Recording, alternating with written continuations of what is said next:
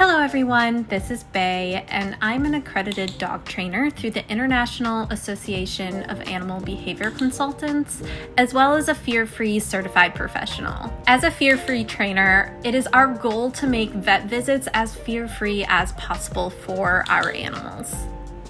One way we can do this is by training our rabbits to have a good association with their carrier.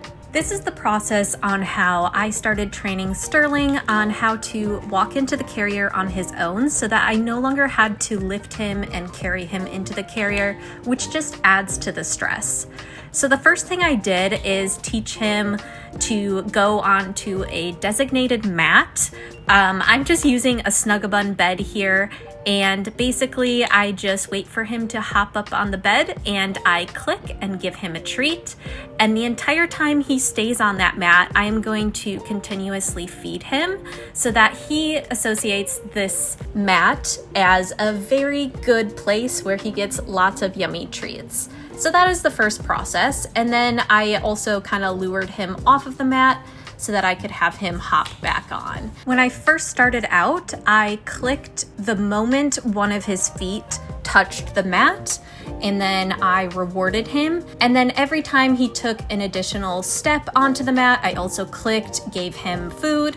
He caught on so fast. So what I ended up doing is just flipping the bed the opposite direction so that he could learn to go onto the bed no matter where it is. And he did such a good job. Hopped right up immediately and was very excited.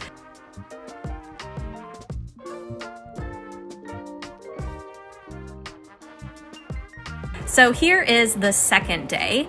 The second day I waited for all 4 of his feet to be on the bed before I clicked and gave him a treat. And then I just continuously fed him as he sat there. So as you can see, I wait for all of his feet to be on the mat, give him a treat.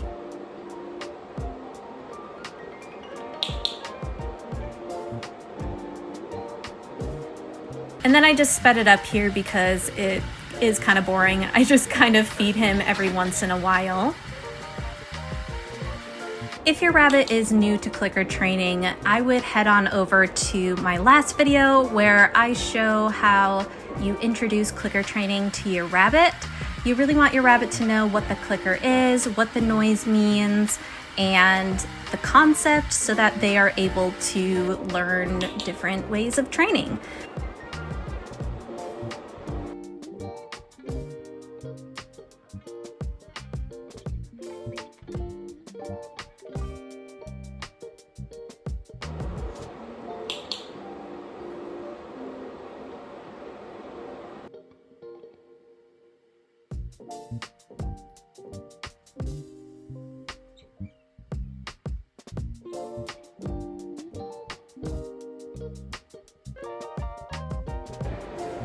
The next thing I did was I took the carrier apart so that it was just the bottom half and there's no door on it.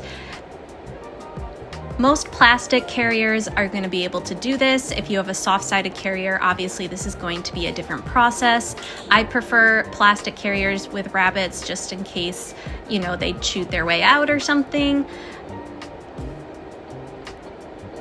So all I did was put the little Snug-a-Bun in the bottom of the carrier, and as soon as he showed any interest, if he sniffed the carrier, if he took a step towards it, I immediately clicked and gave him a treat.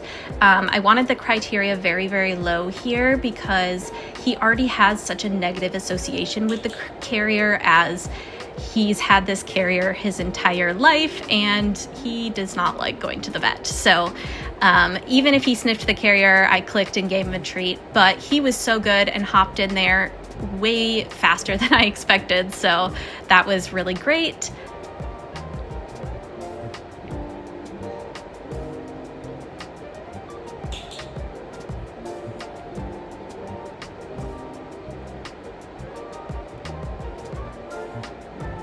So here, I'm just gonna kind of show you what I did. He sniffed it, I clicked, gave him a treat.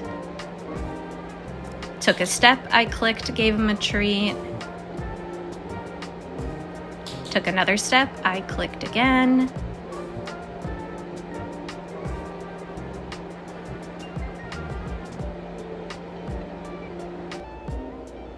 And here's the next day. And the next day I brought the top half of the carrier in. This part really made him a bit more nervous because the top of the carrier is a little bit noisy because it has this door on the top. So I put it on the ground next to the other half, and he wanted to crawl inside of it. Not sure why. So I was just clicking and giving him treats anytime he showed interest in that. That was not my plan, but you know, that's what he wanted to do. So that's what we did. And then I also, you know, clicked and gave him a treat anytime he went in the bottom half of the carrier. Originally, I was going to put the top half on the carrier right away, but that was just too big of a step for Sterling, and he was too nervous to get in. So that's why I just put the top half of the carrier next to it so that it wasn't as scary for him. And he kept crawling inside, so I guess it was not too scary.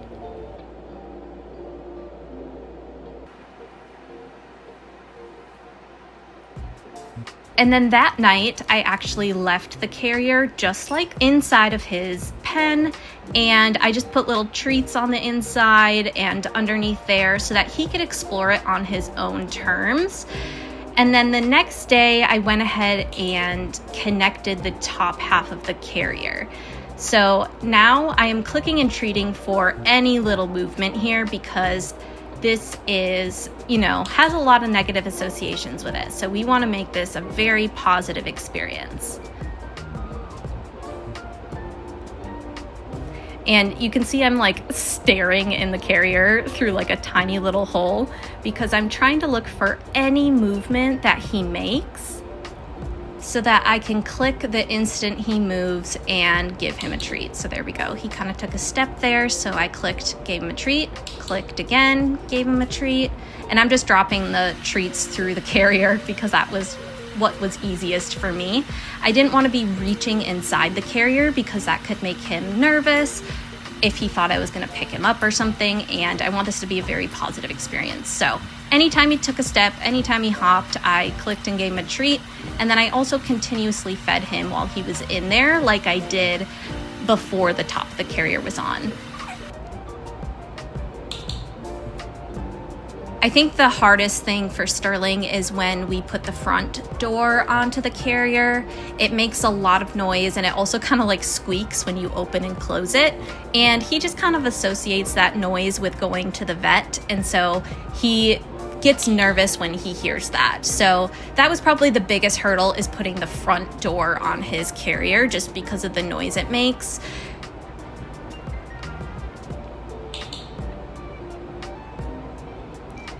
So that's why I like just taking the door off and leaving the carrier like this inside of, you know, wherever he's living in his room so that he can always see the kennel all the time and go in it and realize that just because the kennel is sitting out does not mean that he's going to the vet. So that's one of the biggest things that I'm going to be doing from here on forward, is always keep the carrier in his room, out in the open, and I just want it to be a very neutral experience. So here I am getting Sterling ready to go to the vet for his vaccine appointment, and I'm just clicking and rewarding anytime he makes movement towards the carrier.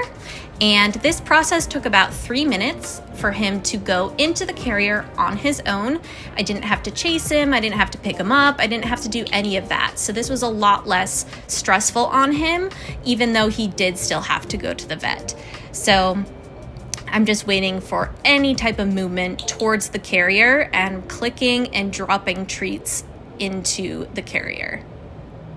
As you can see, the door is connected here.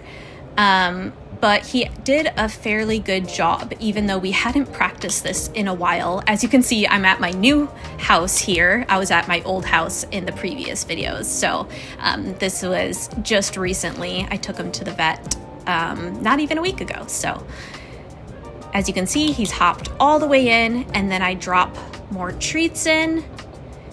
And I did go ahead and close the door. I would like to do a lot more work with this, but I'm really happy where we are, and I'm so happy with him being a lot less stressful with the carrier. Anyways, if you guys have any more things you would like to see me train Sterling to do, let me know in the comments below, and I will see you guys very soon. Bye.